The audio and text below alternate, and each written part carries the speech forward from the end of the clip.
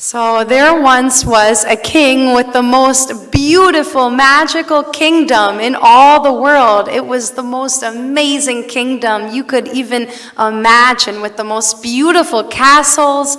Everybody loved it.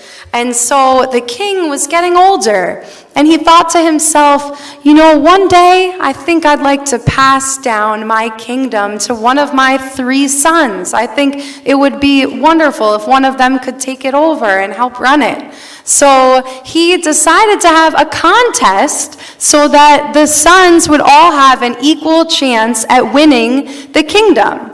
So I want you to think about this contest and maybe what you would do, how you would win the contest. So what he did was he took a room in the castle, one of the empty rooms. It was completely empty. And he told his sons, it's your job to fill this room completely. And whoever can fill it completely is going to win the kingdom.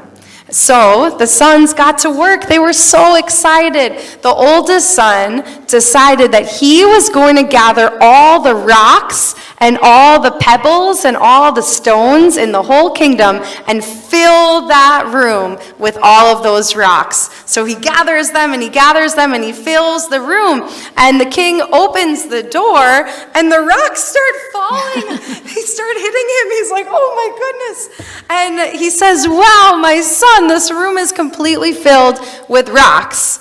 But then the king takes some sand and he sprinkles the sand between the cracks of the rocks.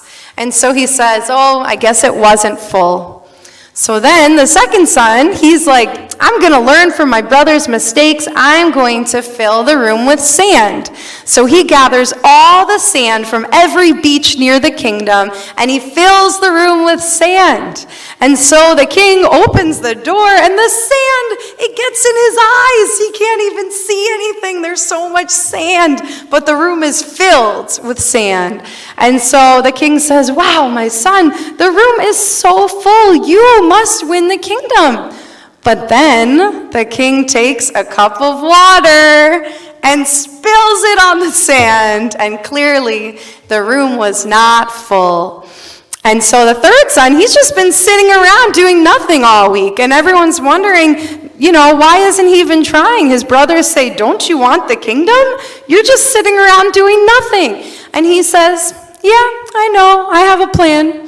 So the king opens the door to the room, and it's completely empty. There's nothing in the room at all, completely empty.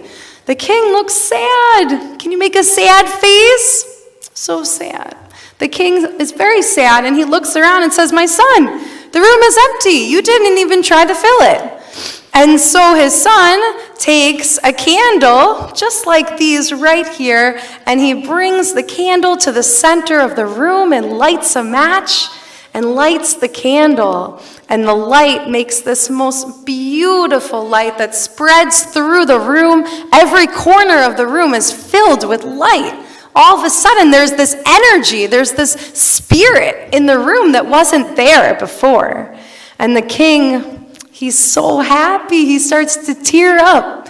And he gives his son a big hug, and he says, my son, you understand what it means to fill a room. You understand the value of one single light and what it can do. And that means that you get to win my kingdom. And so we think about this story, and we think about the value of even just one light. And especially with Shabbat candles, when we light the candles, as you did earlier tonight, it brought so much spirit and so much joy to our community. But hopefully it reminds us of the light inside of ourselves that we can bring every day by being kind and loving.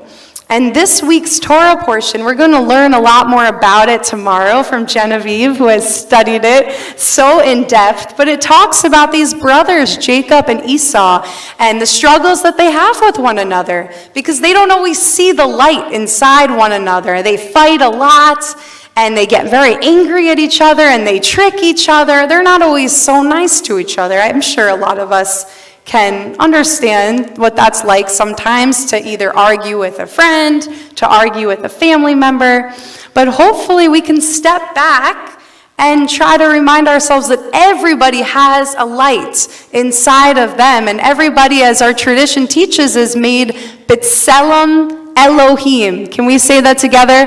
B'Tselem Elohim, which means in the image of God, which means that everybody must have a spark of light inside of them. So hopefully this Shabbat and every day we can try our best to see the light in one another. Shabbat Shalom.